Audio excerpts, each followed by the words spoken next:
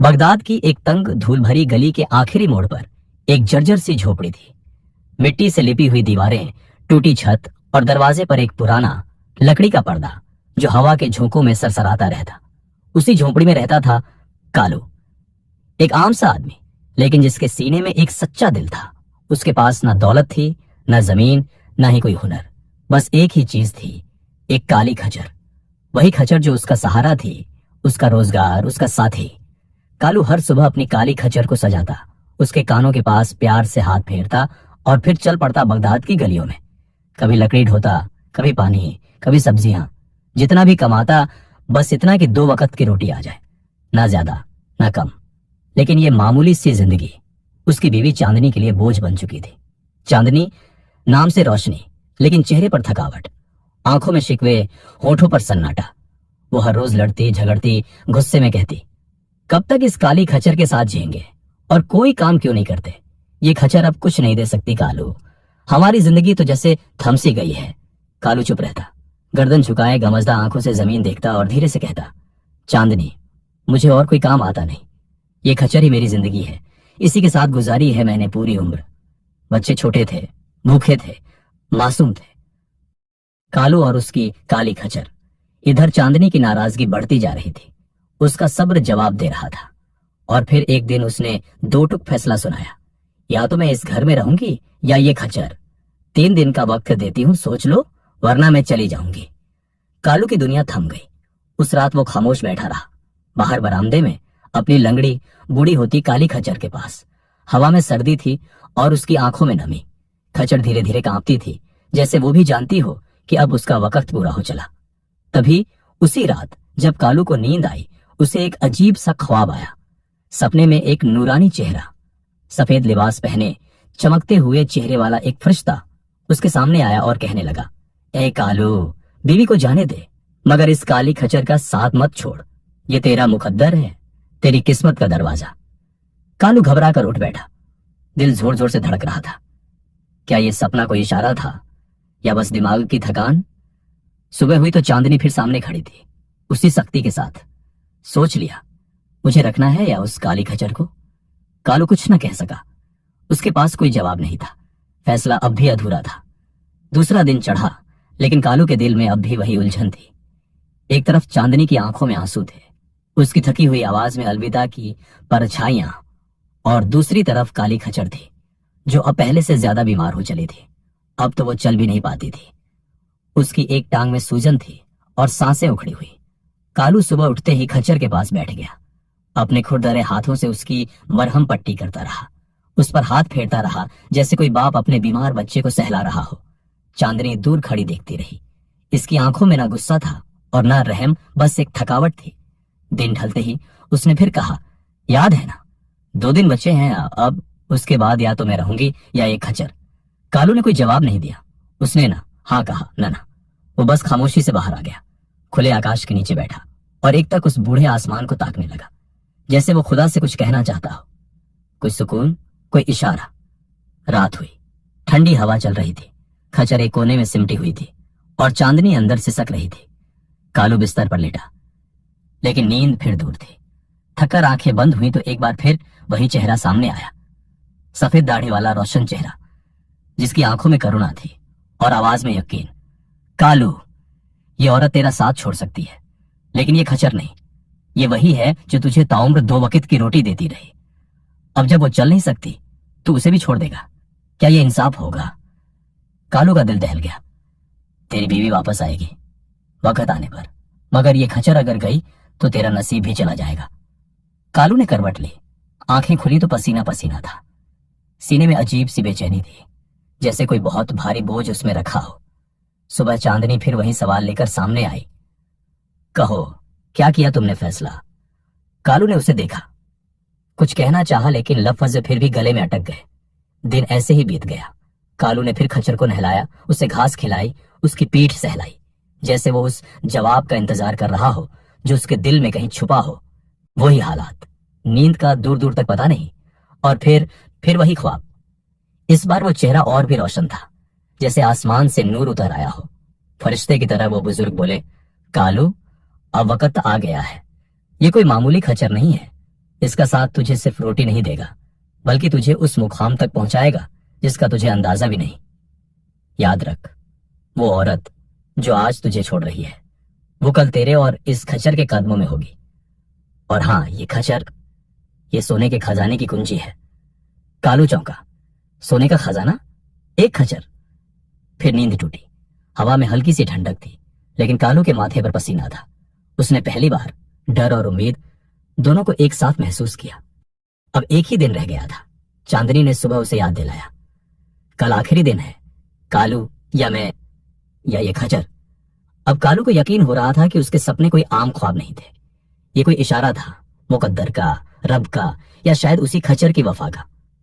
तीसरी रात की सुबह कुछ अजीब सी थी। हवा में नमी थी, जैसे आसमान भी आज कुछ कहने वाला हो। कालू ने चुपचाप अपनी बीमार काली खच्चर को सहलाया, उसे हल्की घास दी और फिर बरामदे में बैठकर दूर कहीं गुमसा हो गया। आज आखिरी दिन था। चांदनी अब इंतजार में नहीं थी, वो तय कर चुकी थी। आज रात तक जवाब चाहिए। कालू, नहीं तो मैं चली जाऊंगी, हमेशा के लिए। कालू कुछ नहीं बोला। वो जैसे अब किसी और ही दुनिया में था। वो दुनिया जो उसकी आंखों में नहीं, उसके ख्वाबों में बसी थी। सुबह हुई। अब आखिरी फैसले का वक्त था। चांदनी दरवाजे पर खड़ी थी, आंखों में कठोरता और लहजे में साफ अल्फाज। क्या चुना है तुमने, मुझे या इस बूढ़ी लंगड़ी खच्चर को? कालू ने एक लंबा सांस लिया। उसने अपनी आंखें चांदनी की तरफ उठाई, फिर उस काली खच्चर की तरफ देखा जो अब एक कोने में सुस्ताई पड़ी थी। फिर उसने कहा, मैं इस काली खच्चर को नहीं छोड़ सकता। तू चाहे तो जा सकती है, मगर इसे मैं नहीं छोड़ूंगा। ये मेरा वक्त बुरा था, ये नहीं। चांदनी के चेहरे पर सदमा उतर आया। वो कुछ पल खामोश रही, फिर पलटी और बिना एक लफ्ज बोले अपना सामान उठाकर चली गई। दरवाजा धीरे से बंद हुआ और कालू अकेला रह गया, सिर्फ अपनी बीमार खच्चर के साथ। वह रात कुछ अजीब थी। उसने खोती को अपनी छाती से लगा लिया, जैसे कोई माँ अपने बच्चे को थपथपाती है। नींद ने फिर उसे अपनी बाहों में भर लिया और फिर एक बार फिर वही रोशन चेहरा, इस बार और ज्यादा तेज और ज्यादा रोशन। उस बुजुर्ग ने मुस्कुराते हुए कहा, ए कालू, अब तेरे सब्र का इनाम तुझे मिलने वाला है। तूने जो वफा की है उसका सिला तुझे मिलेगा। अब जो इस काली खच्चर से निकलेगा वो तुझे इस दुनिया की दौलत का बादशाह बना देगा। याद रख, ये कोई मामूली जानवर नहीं, ये तेरे मुकद्दर की कुंजी है। और हां, तेरी बीवी चांदनी, वही जो तुझे छोड़ गई, एक दिन खुद लौटेगी तेरे और इसी काली खच्चर के कदमों में गिरकर माफी मांगेगी। कालू ने इस बार सपना सिर्फ शब्दों के बारे में नहीं था, ये एक मंजर था। वो देखता है, खच्चर अपने पीछे से लीद करती है और उस लीद के अंदर से चमक निकलती है। सपने में जब वो हाथ में उठाता है तो वो कोई मामूली गोबर नहीं, बल्कि उसका रंग अजीब है और वजन भी। एक आवाज आई, उसके अंदर छुपा है तेरा नसीब, उसे पहचान और फिर देख कैसे तेरा मुकद्दर चमकता है। कालू की आंख खुली। वो भागकर खच्चर के पास गया और देखा खच्चर ने सचमुच अभी अभी लीद की थी। वो ठहर गया, कुछ देर देखा, फिर डरते हुए उसे हाथ में उठाया। वो बाकी गोबरों से अलग थी, थोड़ी भारी, रंग भी थोड़ा अलग। काफी देर सोचने के बाद उसने झुंझलाकर उसे दीवार पर दे मारा। धत्त तेरी की, ये कैसे खजाने की कुंजी हो सकती है? लेकिन जैसे ही गोबर दीवार से टकराई, उसके अंदर से एक चमकदार चीज जमीन पर गिरी और पूरा कमरा रोशन हो गया। कालू ने हैरानी से देखा, वो एक हीरा था, एक नायाब, बेइंतहा कीमती, शफ्फाफ हीरा, जिसकी रोशनी से झोपड़ी सोने से चमक उठी। उसकी आंखें फटी की फटी रह गईं, दिल की धड़कनें तेज थीं और हाथ कांप रहे थे। क्या ये वही है जो उस ख्वाब में बताया गया था? अब उसे यकीन हो गया, उसके ख्वाब सच्चे थे और उसकी वफा रंग ला रही थी। वो रात जो कभी सिसकियों में डूबी रहती थी, अब उजालों से भर गई थी। कालू की जर्जर झोपड़ी अब एक चमकते हुए ख्वाब का सा मंजर बन गई थी। दीवार पर फेंकी गई लीद के अंदर से निकला वो हीरा उसकी पूरी दुनिया को बदलने का पैगाम लाया था। कालू उस हीरे को हथेली पर रखे देर तक देखता रहा। क्या ये सच है? क्या ये वही है जो मुझे हर रात सपनों में बताया गया? उसने उसी वक्त शहर के हीरे जवाहरात के एक मशहूर कारोबारी से मुलाकात की। जब हीरा दिखाया, वो व्यवसायी हक्का बक्का रह गया। ये तो बेशकीमती है, ये कोई आम हीरा नहीं, ये तो सदी का सबसे नायाब टुकड़ा है। कुछ ही दिनों में कालू की झोपड़ी की जगह पर एक आलीशान महल बनने लगा। सुनहरी दीवारें, संगमरमर की सीढ़ियां और सोने की नखकाशी, हीरो से जरा सिंहासन, रेशमी पर्दे और हर कोने में रोशनी। लेकिन उसने वो काली खच्चर नहीं छोड़ी। उसके लिए खास मुलाजिम रखे गए। हर दिन उसका इलाज, मालिश, दूध, आरामदायक बिछौने। खच्चर अब राजसी जीवन जीने लगी थी। और फिर हर सुबह जब वो खच्चर लीद करती, एक और हीरा निकलता। हर हीरा पहले से ज्यादा कीमती। हर हीरे के साथ कालू और अमीर होता गया। अब उसे लोग हीरो वाला बादशाह कहने लगे। दूसरी तरफ चांदनी अपने मायके उसकी मां ने ताना दिया। अब क्या करेगी? यहां भी 2 वक्त की रोटी नहीं, और वहां जो छोड़ा उसे भी बर्बाद कर दिया। चांदनी की आंखों में पछतावे का समंदर था। वो दिन रात यही सोचती रहती, क्या कालू ने मुझे माफ किया होगा? क्या वो अब भी उसी झोपड़ी में है, या मैं कुछ खो चुकी हूं जो कभी लौट के नहीं आएगा? तब उसे एक खबर मिली। बगदाद में एक नया हीरों का बादशाह आया है। लोग कहते हैं वो किसी काली खच्चर की वजह से अमीर हुआ है। चांदनी को जैसे झटका सा लगा। काली खच्चर? कालू? ये वही तो नहीं? फिर क्या था? वो फौरन उस महल की तरफ चल पड़ी। महल के बाहर हजारों नौकर चाकर, घोड़े, रथ, ऊंट और विदेशी मेहमान। चांदनी फटी पुरानी चादर में नंगे पांव दहलीज पर खड़ी थी। एक सिपाही ने रोका। यहां भिखारियों को अंदर जाने की इजाजत नहीं, चलो हटो। चांदनी ने कांपती आवाज में कहा, मुझे बस बादशाह से मिलना है, एक बार प्लीज। सिपाही ने कुछ न सुना। चांदनी वहीं फूट फूट कर रो पड़ी। उसी वक्त एक बुजुर्ग दरबारी जो कभी कालू का पड़ोसी था, उसे पहचान गया। अरे ये तो वही है, कालू की बीवी चांदनी। उसे महल के अंदर ले जाया गया। अंदर कालू अपने हीरो के सिंहासन पर बैठा था। पहनावे में हीरो की जड़ाई, हाथ में सोने की छड़ी और सिर पर हीरो का ताजे। चांदनी कांपते हुए उसके सामने पहुंची। उसकी नजरों में शर्म थी, चेहरे पर पछतावा। क्या आप कालू हैं? कालू ने धीरे से जवाब दिया।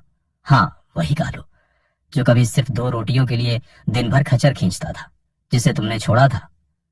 चांदनी की आंखों से आंसू बह निकले। वो फर्श पर गिर पड़ी, कालू के और फिर उस काली खच्चर के कदमों में। मुझे माफ कर दो, मैंने उस वक्त न तुम्हारी कदर की, न उस जानवर की जो वफादारी का मिसाल थी। मैं अब जान गई हूं कि कभी कभी एक सच्चा साथ सोने से ज्यादा कीमती होता है। कालू के चेहरे पर एक नरम मुस्कान आई।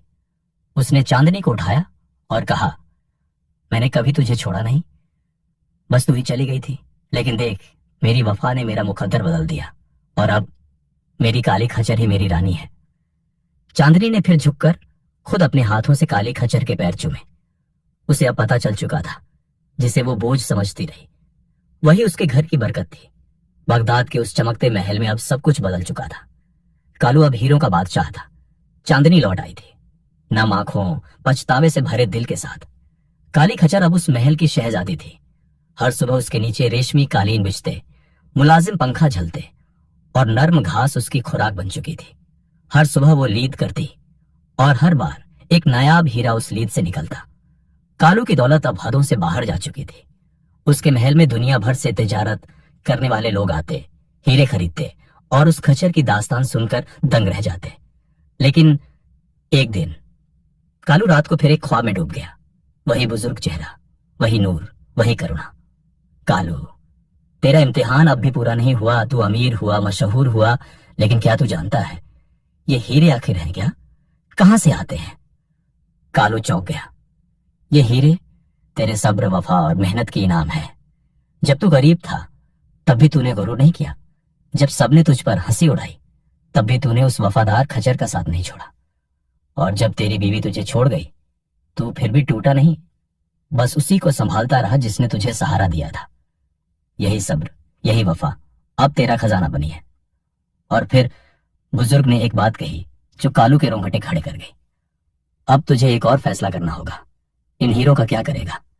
सिर्फ अपने लिए रखेगा या उन गरीबों के लिए जो आज वही है जहां तू था? कालू की आंख खुली। अब वो बदल चुका था। सुबह कालू ने ऐलान किया, अब से इस काली खच्चर के हीरों से बना हर एक हीरा गरीबों में बांटा जाएगा। हर झोपड़ी में रोशनी होगी, हर बच्चा पढ़ेगा, हर भूखा पेट भरकर सोएगा। लोगों ने ताली बजाई, महल के दरवाजे खुले और सैकड़ों गरीब लोग अंदर आए। कालू ने एक एक को हीरे बांटे। कईयों को दुकानें खुलवाई, कुछ को मकान दिए, कुछ को इलाज। पूरा बगदाद अब हीरे की रोशनी से नहीं, इंसानियत की चमक से जगमगाने लगा। अब चांदनी हर सुबह उस काली खच्चर को नहलाती, सहलाती, उसके लिए खुद खाना तैयार करती। कभी वो खच्चर जिसके कारण उसने घर छोड़ दिया था, अब उसकी रानी थी। वो कालू से कहती, तुम्हारा सब्र और इस जानवर की खामोश वफा ने जो दिखाया है वो अब तक मैंने सिर्फ किताबों में पढ़ा था।